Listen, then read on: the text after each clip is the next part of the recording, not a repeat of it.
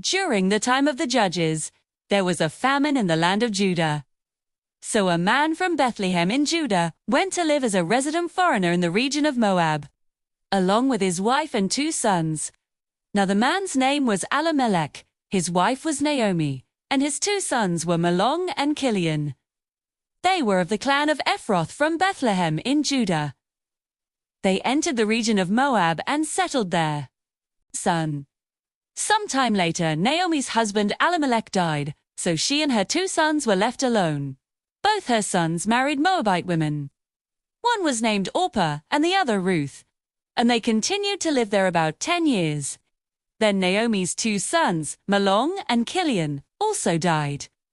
So the woman was left all alone, bereaved of her 2 children as well as her husband. So she decided to return home from the region of Moab, accompanied by her daughters-in-law.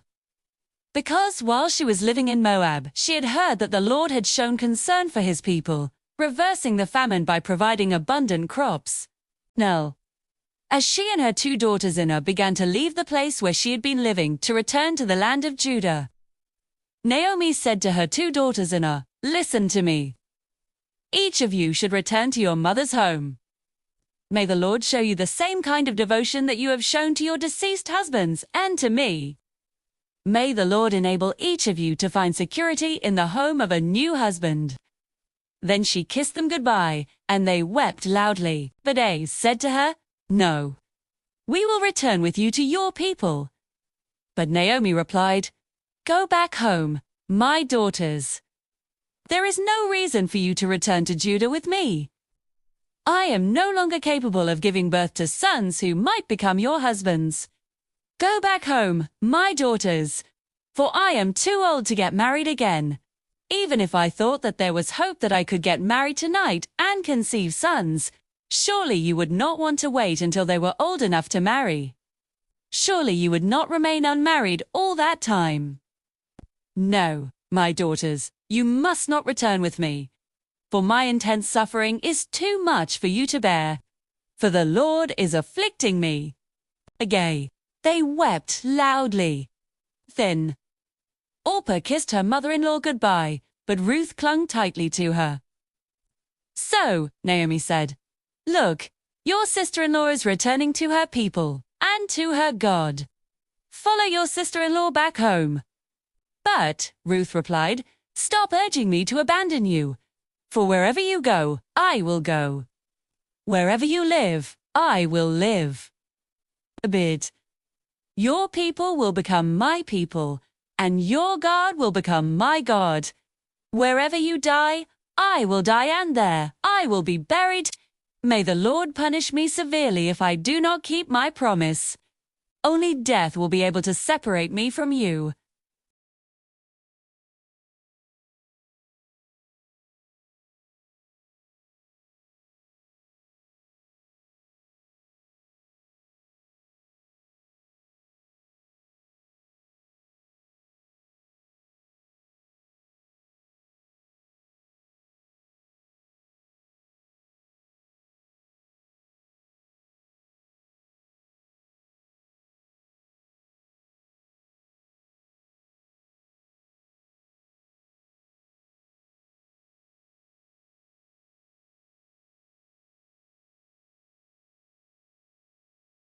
So Naomi returned, accompanied by her Moabite daughter-in-law Ruth, who came back with her from the region of Moab.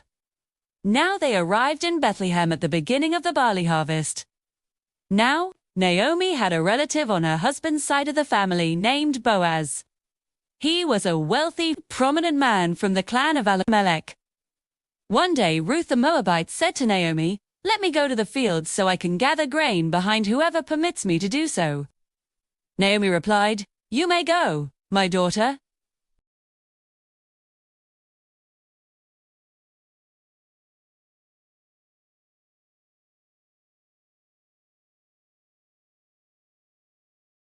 Now, at that very moment, Boaz arrived from Bethlehem and greeted the harvesters. "May the Lord be with you." They replied, "May the Lord bless you." Boaz asked his servant in charge of the harvesters, "To whom does this young woman belong?" The servant in charge of the harvesters replied, "She's the young Moabite woman who came back with Naomi from the region of Moab." She asked, "May I follow the harvesters and gather grain among the bundles?" Since she arrived, she has been working hard from this morning until now, except for sitting in the resting hut a short time. So Boaz said to Ruth, "Listen carefully, my dear. Do not leave to gather grain in another field. You need not go beyond the limits of this field. You may go along beside my female workers. Take note of the field where the men are harvesting and follow behind with the female workers. I will tell the men to leave you alone. When you are thirsty, you may go to the water jars and drink some of the water the servants draw." Ruth knelt before him with her forehead to the ground and said to him, "Why are you so kind and so attentive to me, even though I am a foreigner?"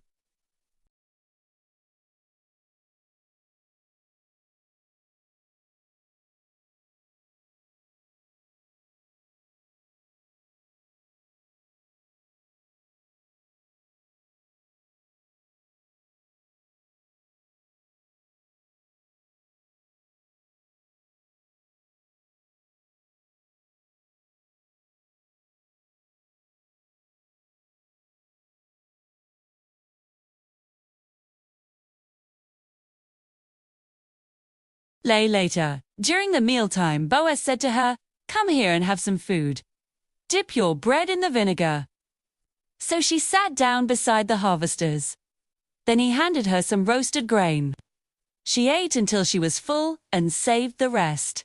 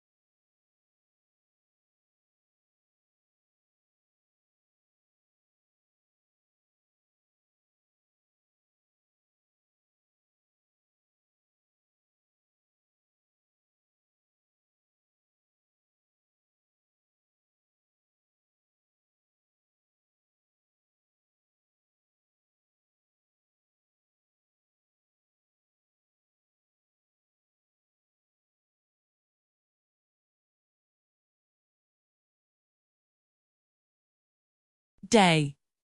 At that time, Naomi, her mother-in-law, said to her, "My daughter, I must find a home for you, so you will be secure." Now Boaz, with whose female servants you worked, is our close relative.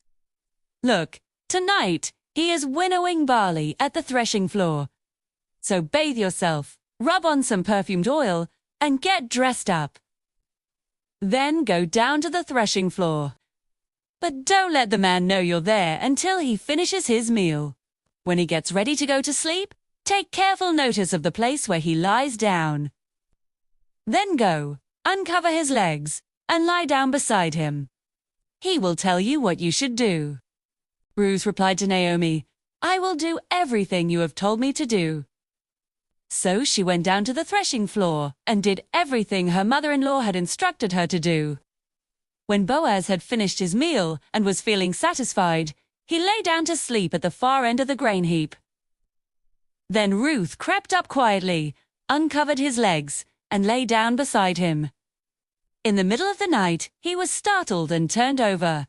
No, he saw a woman lying beside him. He said, "Who are you?" She replied, "I am Ruth, your servant." "Marry your servant, for you are a guardian of the family interests."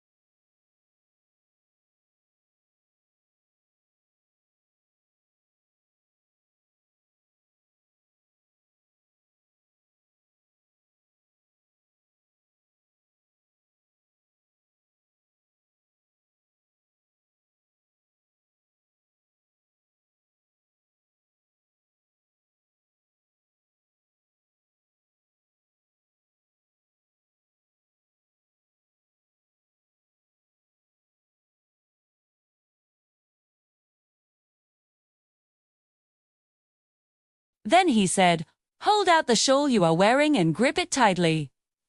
As she held it tightly, he measured out about 60 pounds of barley into the shawl and put it on her shoulders. Then he went into town, and she returned to her mother.